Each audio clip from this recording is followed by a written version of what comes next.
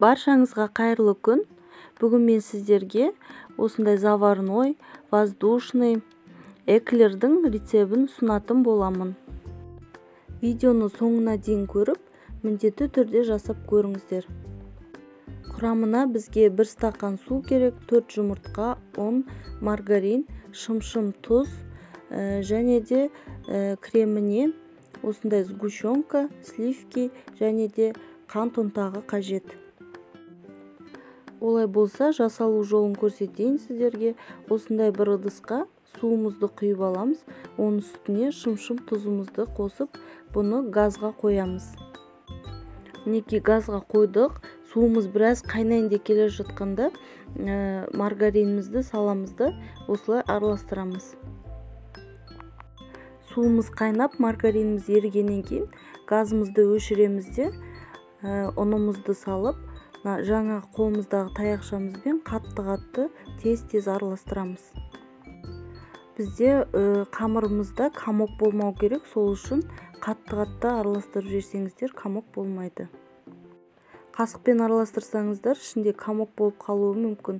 Сол себептен осындай ет тартқыштың таяқшасымен немесе оқтаумен араластыруға болады. Газдан алғаннан кейін біздің қамырымыз біраз ыстықтау болады. Сол себептен біраз суығанын күту керек. Менде уже суып тұр қамырым. 4 жұмыртқаны қосамын да осылай араластырамын. Қасықпен араласпай жатса, блендермен немесе миксермен араластырып жіберсеңіздер болады. Міне массамыз осындай болуы қажет. Енді осындай противенімізді аламыз. Оны щеткамен жабыспайтындай қылып бір майлап аламыз. Енді осындай кондитерлік мешочектің ішіне насадкамызды саламыз. Менде мынау номер 348 насадка.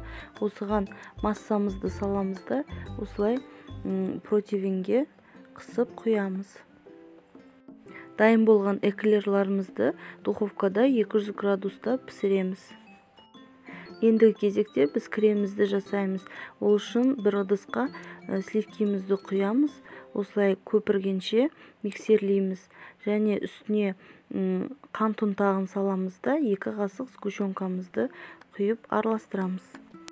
Біздің кремімізде эклерларымызда дайын болды. Енді сәл суығанын күтеміз. Енді тура жаңағыдай кондитерлік мешочекқа кремімізді саламыз. Осылай кремімізді толтырып салып аламыз.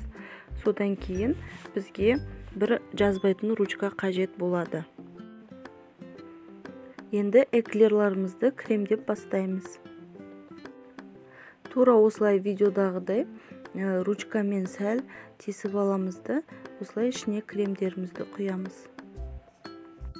Осылай видеодағыдай барлық эклерларымызды ішіне крем құйып жасап аламыз.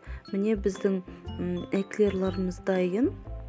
Сондай дәмді болып шығады. Міндетті түрде жасап көріңіздер. Менің рецептерім ұнап жатса, менің каналыма тіркеліп, лайк басып, комментарий жазып қойыңыздар.